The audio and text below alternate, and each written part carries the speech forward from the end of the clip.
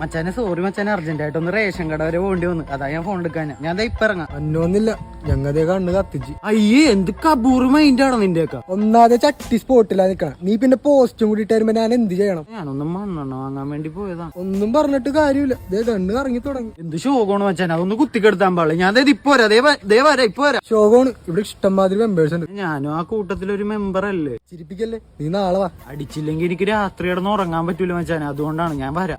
വെറുതെ വന്നിട്ടൊരു കാര്യമില്ലട്ടാ. മതിയടാ മതി, ഇങ്ങനെയൊക്കെ പറഞ്ഞിട്ട് ഞാൻ അവിടെ വന്നപ്പോ നിനക്ക് എനിക്ക് സർപ്രൈസ് തരാനല്ലേ. എനിക്ക് മനസ്സിലായി. നല്ല മണ്ട്.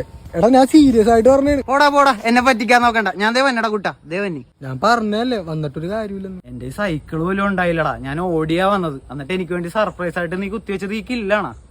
എങ്ങനെ തോന്നിയടാ നിനക്ക്? ഞാനെന്ത് ചെയ്യാനാ, പറഞ്ഞല്ലേ പറഞ്ഞെന്ന്. പണ്ട് നിനക്ക് വേണ്ടി നൈസ് സേവ് ഇട്ട് ഞാൻ കാത്തിരിക്കണ ഒരു കാലം ഉണ്ടായിരുന്നു അമലേ, അതാണ്ടാ നീ മറന്നത്. പക്ഷേ നീ എന്തിനാണ് സെന്റി അടിക്കണ? ആ ഒന്നും പറഞ്ഞിട്ട് കാര്യമില്ല, എനിക്കിത് കിട്ടണം.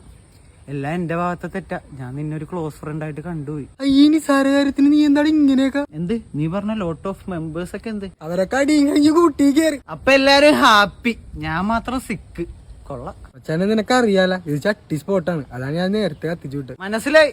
ശരിയെന്നാ, ഇനി നമ്മ തമ്മി കാണുമെന്ന് എനിക്കറിയില്ല. എങ്ങാനും റോട്ടി വെച്ച് വല്ലപ്പോഴൊക്കെ കണ്ടാ കൈ പൊക്കി കാണിക്ക്, ഞാൻ ചിരിക്കാം. പോട്ടെ.